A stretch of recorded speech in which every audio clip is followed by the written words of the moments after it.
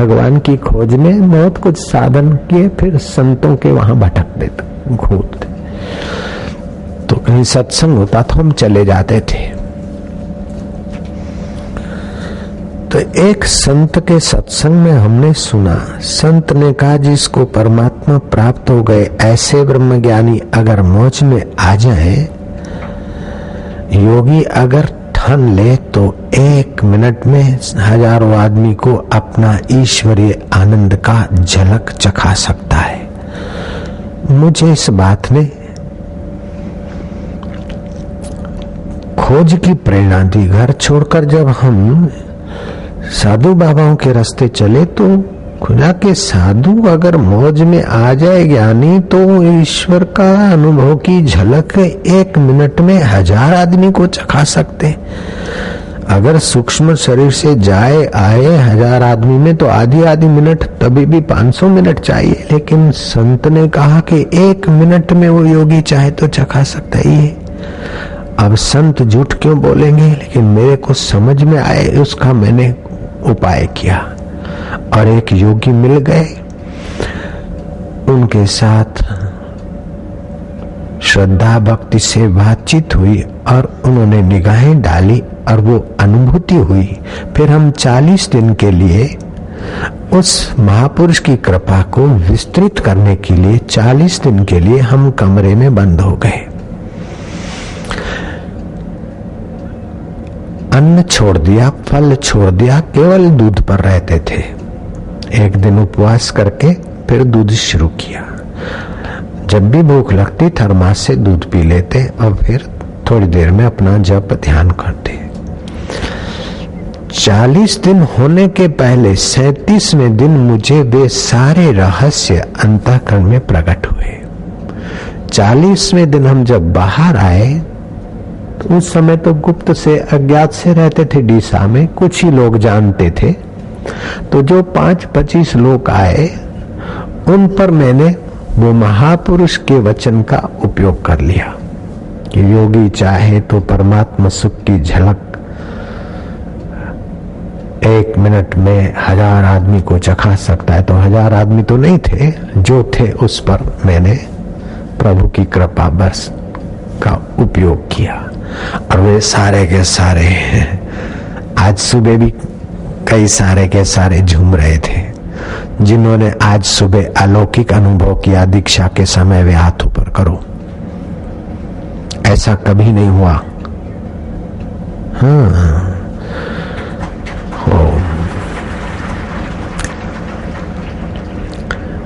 तो मैंने वो संकल्प करके अपना जो कुछ होता है, तो जब 5-25 पर सफल हुआ तो फिर धीरे धीरे 100-200 की भीड़ आई तो कभी कभार उन पर कर देते।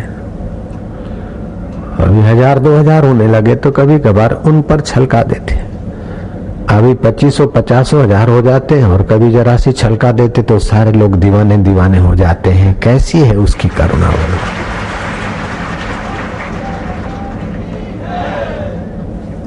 सब घट मेरा साइया, खाली घट ना कोई, बलिहारी वो घट की जा घट प्रगट होई।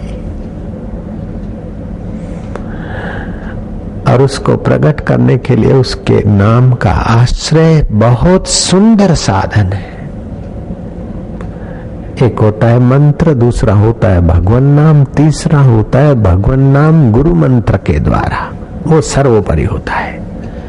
जैसे मंत्र है, प्रसूति की पीड़ा हो रही है, मंत्र दे दिया, प्रसूति की पीड़ा कम होगी और बालक का जन्म आराम से होगा। ये मंत्र है। लेकिन भगवान की प्रीति वाला मंत्र, वो तो महाराज उसमें भगवत कृपा भी होती है। वहां तो मंत्र के आंदोलनों का प्रभाव होता है शरीर के अमुक अमुक अंगों पर और उसके प्रभाव से प्रसूति आदि में आराम होता है। निद्रा आने का मंत्र और निद्रा थामने का मंत्र, ये मंत्र सब अच्छे हैं, अपनी जगह पर है, लेकिन भगवान नाम की तो महिमा निराली है। तो मैंने दीक्षा में आपको मंत्र नहीं दिया, गुरु मंत्र दिया है। गु माना अंधकार, हमारे हृदय का अंधकार मिटाकर आत्म प्रकाश करा दे, वो परमात्मा मंत्र दिया है।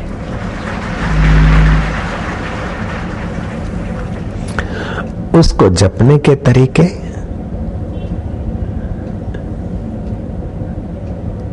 आरंभिक व्यक्ति मंत्र जपता है, गुरु मंत्र नहीं लिया, ऐसे ही राम राम हरि ओम ओम सीताराम करता है, उसको लाभ तो होता है लेकिन उसकी अवस्था चौथे नंबर के जापक जैसी है। ओम नमो भगवते वासुदेवाय, ओम नमो भगवते वासुदेवाय।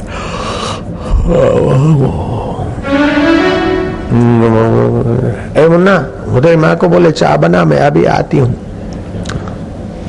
मन इधर उधर भाग रहा है, रस नहीं आ रहा है। न रस यस्य आलस्य, जहां रस नहीं आता वहां आलस्य घेर लेता है। फिर भी भगवान का नाम जप रही है, कुछ तो काम हो रहा है, लेकिन चौथे नंबर का जापक है। उससे ऊंचा है तीसरे नंबर का जापक, गुरु से मंत्र लिया, प्राणायाम करके भगवान नाम उच्चारण करते करते फिर गुरु मंत्र करता है और 10 माला पूरी हो गई, आश ड्यूटी खत्म। ये थर्ड क्लास जापक है। ये करते करते फिर रस आने लगेगा, तो 10 माला होने के बाद भी आपको होगा कि चलो थोड़ी देर बैठे रहे, और फिर मन से जप होने लगेगा।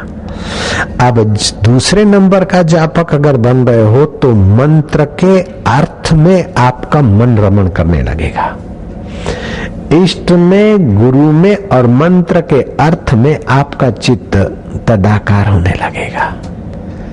तो आप चौथे नंबर के नहीं, तीसरे नंबर के नहीं, दूसरे नंबर के जापक हो जाओगे।